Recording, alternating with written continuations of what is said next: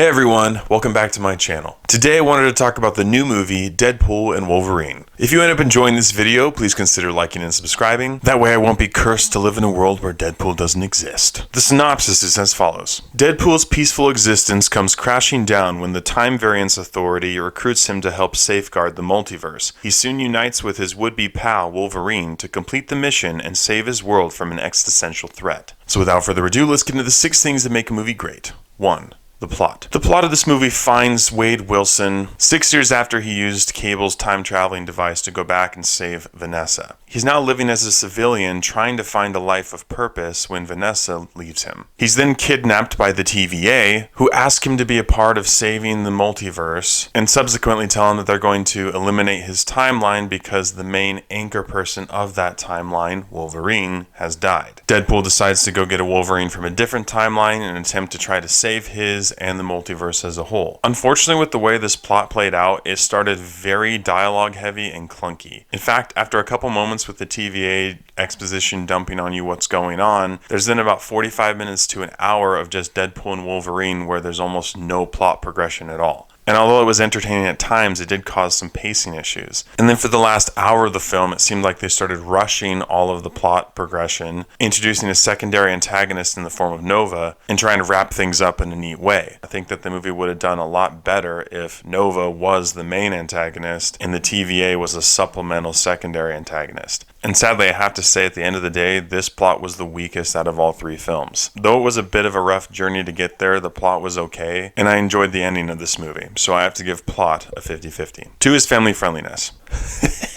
Deadpool and Wolverine is rated R. There is an egregious amount of profanity, blood, gore, violence, sexual innuendos, and several disturbing yet hilarious moments. This movie is definitely not for kids, although I saw some parents bring their kids to this movie, which does not make sense to me and never will. Family friendliness gets a thumbs down. 3 is acting and script. This movie is chock full of cameos that for the most part were all extremely satisfying and entertaining. I'm not going to spoil those because their reveals are part of the reason why this movie was carried the way it was. Normally in movies, when you have a ton of cameos that are trying to save and carry the film, it's not successful, but I felt like in this movie, because of the nature of the cameos and the way they did it did do a lot for this film. I think that Ryan Reynolds and Hugh Jackman had the best performances in this movie, and when they were on screen together, it was very entertaining to watch. I really liked Emma Corrin as Nova. I just wish we would have seen her more on screen. One of the things I have to mention, though, is a lot of the characters that we've grown to know and love over the past 2 films are either barely in this movie or not in it at all. And it almost made this movie feel like a Deadpool movie away from the other 2.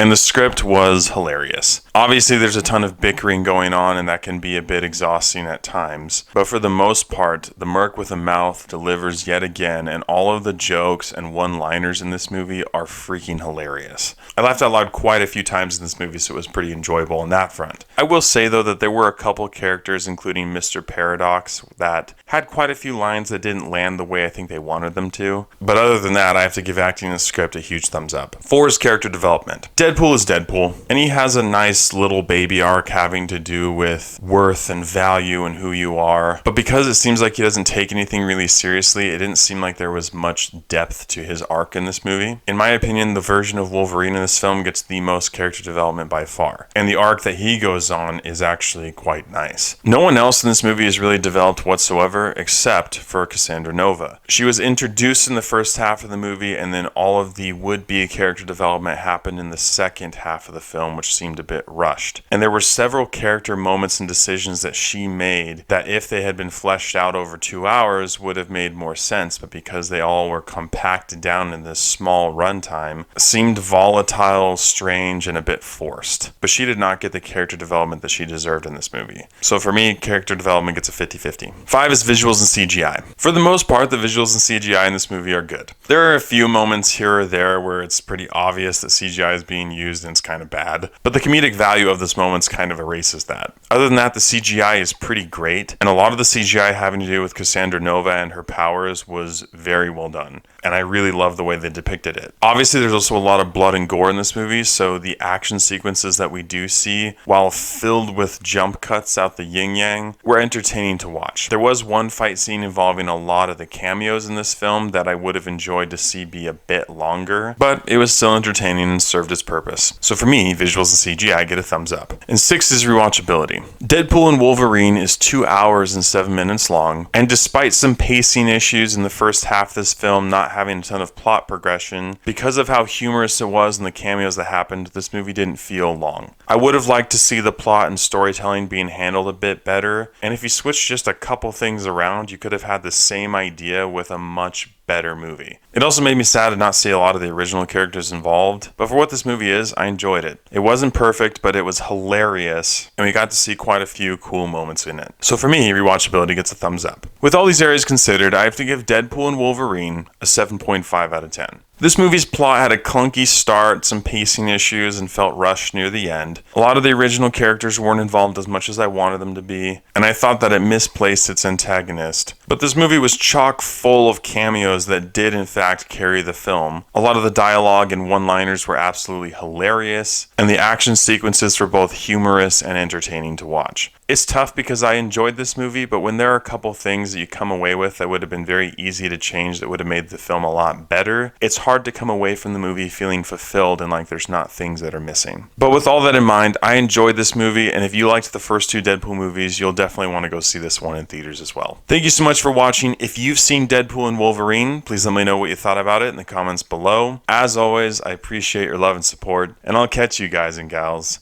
in the next one.